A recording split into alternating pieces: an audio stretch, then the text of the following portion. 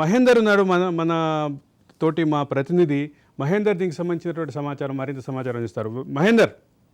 Yes, Kokapet ల్యాండ్లు అంటేనే మొత్తంగా కూడా 100 కోట్ల ఎకరం, 50 కోట్ల ఎకరం అంటూ తెలంగాణలో మొత్తంగా రియల్ ఎస్టేట్ ఒక సృష్టించబోతుంది, ఒక విప్లవాత్మకంగా వస్తుంది అన్నట్టుగా కోకాపేటను చూపించారు. 100 కోట్ల ఎకరం అంటూ ఆక్షన్లు వేయడం, రకరకాల మొత్తంగా కూడా కోకాపేట రియల్ ఎస్టేట్ అంతా కూడా కోకాపేట వైపే చూసేలాగా గత ప్రభుత్వం అయితే చేసింది. అయితే దీంట్లో వారు తీసుకున్న నిర్ణయాలన్నీ కూడా స్వలాభం కోసమే అన్నట్టుగా అనేక నిర్ణయాలన్నీ కూడా ఇప్పటికే ప్రభుత్వం, కొత్తగా ఏర్పడిన ప్రభుత్వం అయితే తప్పుపడుతుంది.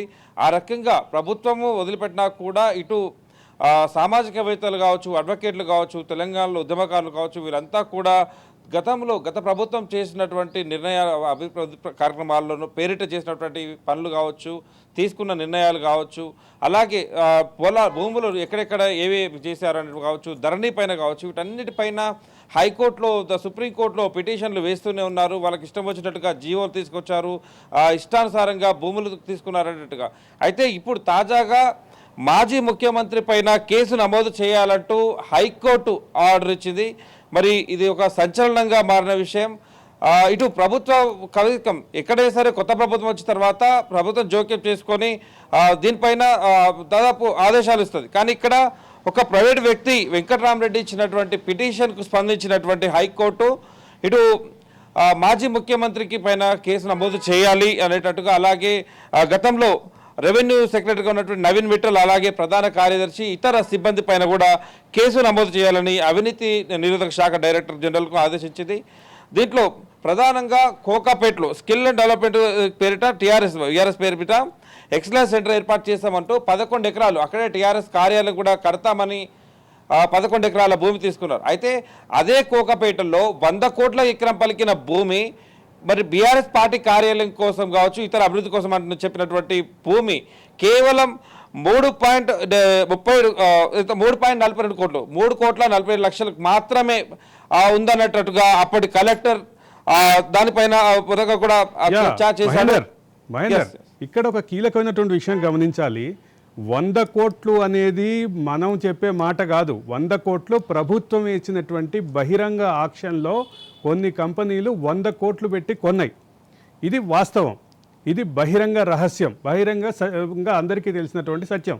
దీన్ని తీసుకొచ్చి 3.42 కోట్లకి తీసుకెళ్ళటం, పైగా ఇదే బీఆర్ఎస్ పార్టీకి, టీఆర్ఎస్ పార్టీకి మొదటి దశలో ఉన్నప్పుడు కాంగ్రెస్లో 2004లో వైఎస్ రాజశేఖర రెడ్డి ప్రభుత్వం జూబ్లీ హిల్స్లో ఆల్రెడీ కొంత ల్యాండ్ అలాట్ చేసింది. అప్పుడు మంత్రివర్గ తీర్మానంతో అది ఏర్పాటైంది. ఆల్రెడీ ఒక దగ్గర ఉన్నప్పుడు మరో దగ్గర తీసుకోవటం, దీన్ని ఎట్లా చూడాలంటారు? దీన్ని అధికార దుర్వినియోగంగా మనం పరిగణించవచ్చు. ఆ రకంగానే పరిగణిస్తూనే కూడా ఇటు సామాజికవేత్తలు, ఉద్యమకారులు, తెలంగాణ ప్రజానిక ప్రతి ఓటరు కూడా ఇటు గత ప్రభుత్వం చేసిన తప్పులన్నిటిపైన ప్రతిదీ కేసులు అయితే అనేకమైతే వేశారు. ఇది కేవలం ఒక ఎగ్జాంపుల్ మాత్రమే అనుకోవచ్చు. వెంకటరామరెడ్డి వేసినటువంటి పిటిషన్ స్పందిస్తూ కోర్టు ఏసీబీ డైరెక్టర్కు అరెస్ట్ కేసు నమోదు చేయాలని చెప్పడం, ఇలాంటివి ఇంకా చాలా ఉన్నాయి.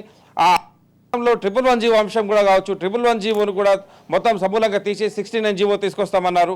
మరి అది ఇప్పటివరకు కూడా అరుగుపలేదు.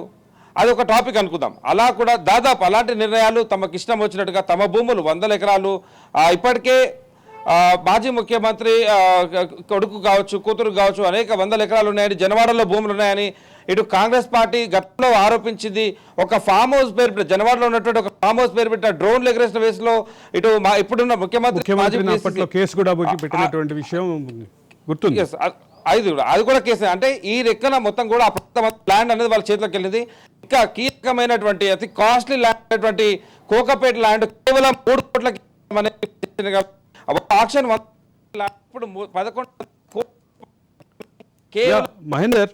మహేందర్ ఒక చిన్న అనుమానం వస్తుంది.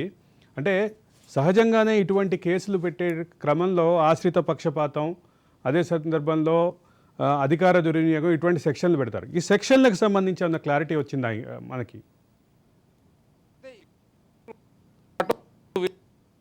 తీసుకున్నారు 1245 ప్రకారం ల్యాండ్ తీసుకున్నారు. దీనిపైన ఇప్పటికైతే కోర్టు అయితే స్పందించింది. దీనికి అటాచ్ చేస్తూ మరొక కేసులు ఏవైతే దీనిపైన ఉన్నాయో అవి కూడా దీంతో పాటు కలగలిపి అన్నిటిపైన కూడా ఆరవేయాలి. ఇప్పటికైతే కేసు నమోదు చేసి తర్వాత ఇంకెన్ని ఉన్నాయి లొంపులు, ఇంకెంత ల్యాండ్ ఎవరెవరి పేరు మీద ఉంది, ఏ కంపెనీలు కూడా ఉన్నాయి. అయితే ఇక్కడ బీఆర్ఎస్ పార్టీ పేరు మీద ఎక్సలెన్స్ స్కిల్ పేరు మీద 11 ఎకరాలు ఏదైతే బయట కొత్తగా కూడా క్లియర్ గా తీసుకున్నాడు. ఇక దీంట్లో అనేక కంపెనీలు అయితే అది సెకండరీ, మనం అనుకున్న సెకండరీ అది, దాంట్లో కూడా బినామీ కంపెనీలు ఎక్కువ ఉన్నాయని కూడా వాళ్ళు చెప్పిన విషయం మీద కనిపిస్తుంది.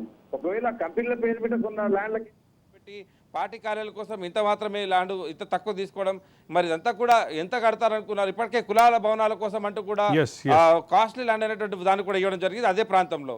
మరి ఇప్పుడు ఇవన్నీ కూడా ఒక్కొక్కటిగా బయటకు వస్తున్న పరిస్థితి కనిపిస్తుంది. 100 తప్పులు ఏదైతే రాజ్ న్యూస్ కథనాలు ప్లేస్లో అవిట్లలో ఇది ఒక తప్పుగానే ప్రధాన తప్పుగా కూడా వర్ణించవచ్చు. Yeah. ఇప్పటికే ధరణి పైన అనేక వస్తున్న నేపథ్యం ఇదే ప్రధానంగా కేసీఆర్ పైన, మాజీ ముఖ్యమంత్రి పైన ఒక పౌరుడు వేసినటువంటి పిటిషన్కు హైకోర్టు స్పందించి కేసు పెట్టాలి అని ఏసీబీకి రిఫర్ చేయడం ఏదైతే ఉందో ఇది సంచలనమని చెప్పొచ్చు. మరి దీనిపైన ఇటు బీఆర్ఎస్ శ్రేణులు కానీ ఇప్పటివరకు అయితే ఎవరు స్పందించలేదు.